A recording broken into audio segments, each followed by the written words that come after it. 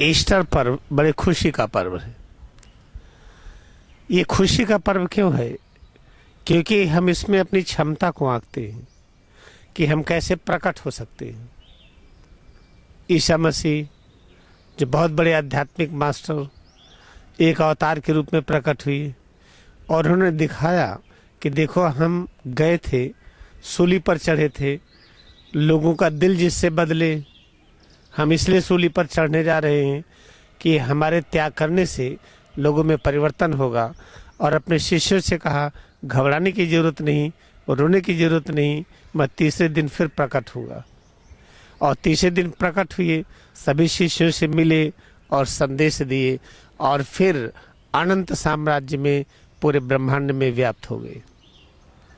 तो ये जो रिसरेक्शन की घटना है, ये जो ईस्टर है, ये हमें याद दिलाती है कि हम मनुष्य इस विज्ञान को पढ़ें, जब चाहे प्रकट हो, जब चाहे अदृश्य हो जाए।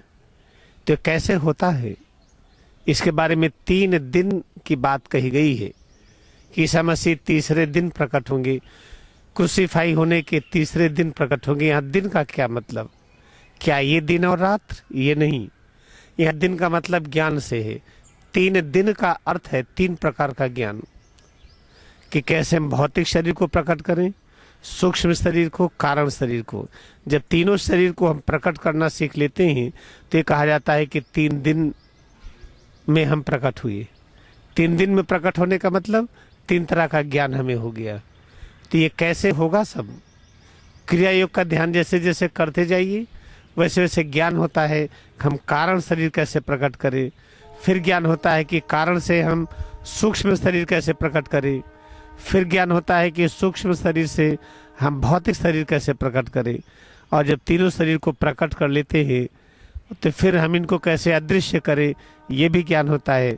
पहले भौतिक शरीर अदृश्य होती है, फिर सूक्ष्म शरीर, फिर कारण शरीर। इस तरह से परम वैज्ञानिक जो अवतार हैं, जो बहुत पैगंबर हैं, जिन्हें रियलाइज मास्टर कहते हैं, असेंडेड मास्टर कहते हैं, वो इस तरह की शिक्षा दे करके गए हैं।